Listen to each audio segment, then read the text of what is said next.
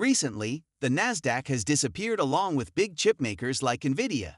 This is still the case today, with semiconductors driving the growth of the exchanges. Patrick Moorhead, the founder, chief analyst, and CEO of More Insight Strategy, is joining us now with more. Now that we've heard reports from a number of these companies, Patrick, you just heard what Dan Hai had to say. What do we know about the current stage of this cycle of AI build-out? That's right. So the infrastructure providers, including the chip makers and infrastructure as a service providers, and their names come first. Because of the significant advances in companies like Nvidia, AMD, and Broadcom, people are searching for any glitch in the market. When another piece of favorable data emerges, everyone simply hops back on the bandwagon, as they are searching for anything that could indicate a decline.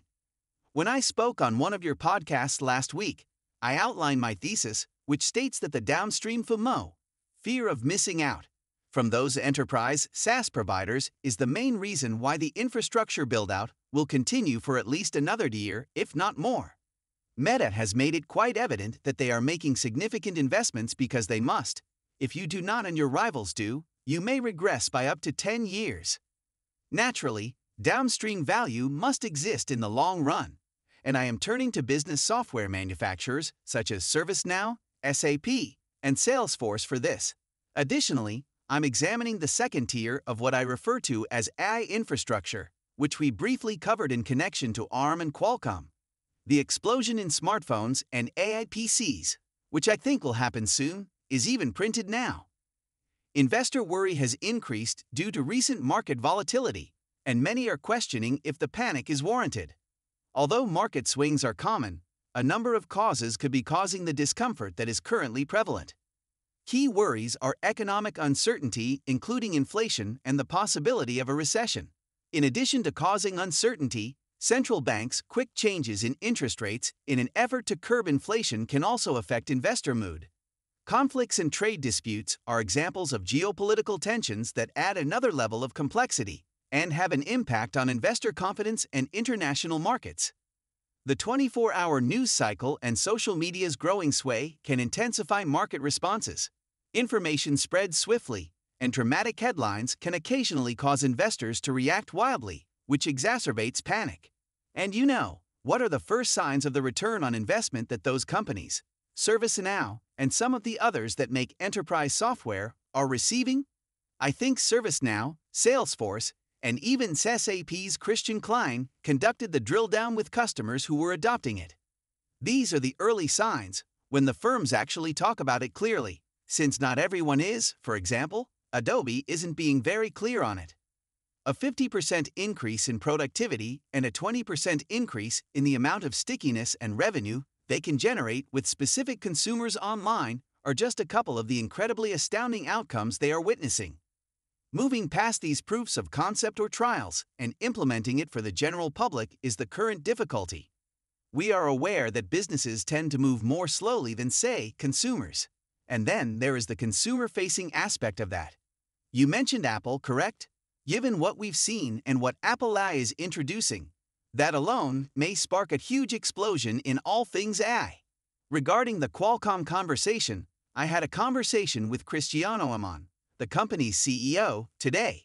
He spoke extensively on the upcoming generation of AI smartphones, such as the addition of the new Oryon CPU, which improves AI performance. Although there are signs that the downstream impacts will materialize, we must accelerate throughout the next 6 months to avoid people becoming really tense. Patrick, it's interesting to hear you discuss how companies like ServiceNow are affecting productivity. This is because, according to a study on Upwork, people who use these tools for work don't like them. They feel they have to fix their mistakes and aren't getting more done.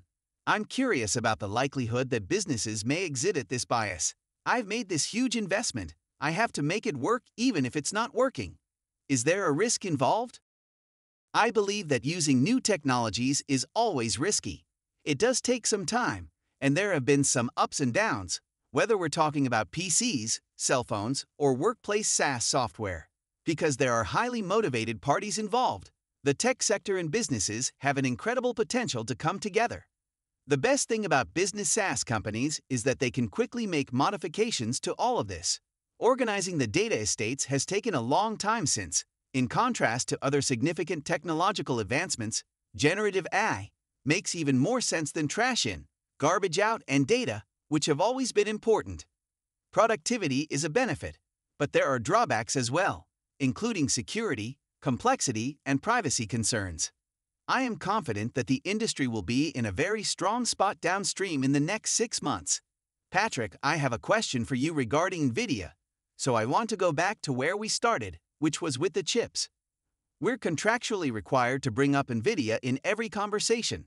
Not really, but it feels that way, as Josh likes to joke. Naturally, that comment from Morgan Stanley served as the impetus for today's significant spike. Those figures won't be available until the end of August. Do you believe that even the most optimistic projections will be blown away? Listen, I'm not changing my mind about the fact that NVIDIA has at least another year left.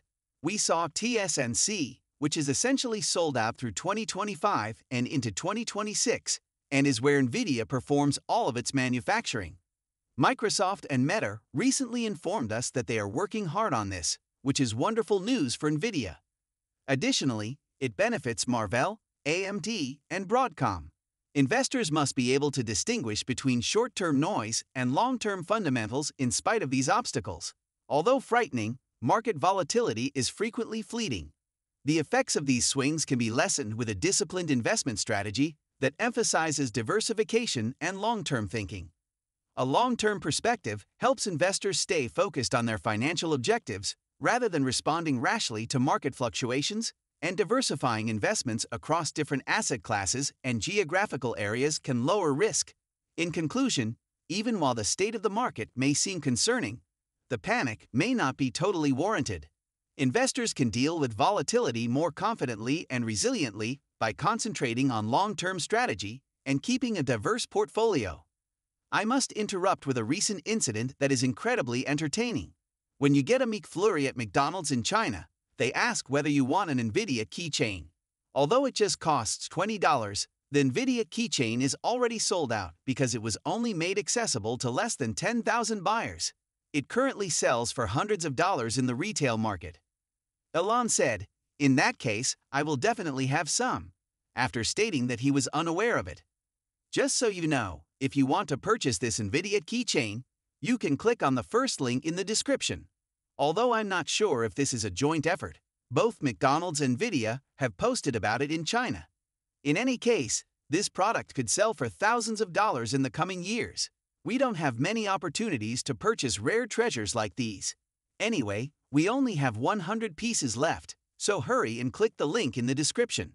What do you think about the morality of this kind of thing? These are being released into the world, but you're releasing these to coders and graphic artists. Do you believe that a visual chatbot that looks a lot like a person should be able to identify itself as such? Or is it tend to be mistaken for humans because it is so human? They have emotional weaknesses. I don't believe it's a bad thing that it's still somewhat robotic. For a while, we will continue to be robotic. You and I both realize that this digital human technology is still a robot, even if we have made it look very realistic. Therefore, I don't think that's a bad manner. It is true that human interaction is far more interesting in a wide range of applications. It is preferable to a text box to have a human or almost human depiction. Perhaps someone needs an outpatient companion, healthcare counsel, or assistance with the elderly. There are numerous applications for tutoring children. Having someone who can relate to the audience and is far more human would be beneficial for all of these uses. That's intriguing. I understand that you are discussing software developments today. They depend on the GPUs you have. In the end, though, this is software. NVIDIA is moving up the stack in this instance. In the meantime, there are generative AI businesses that already provide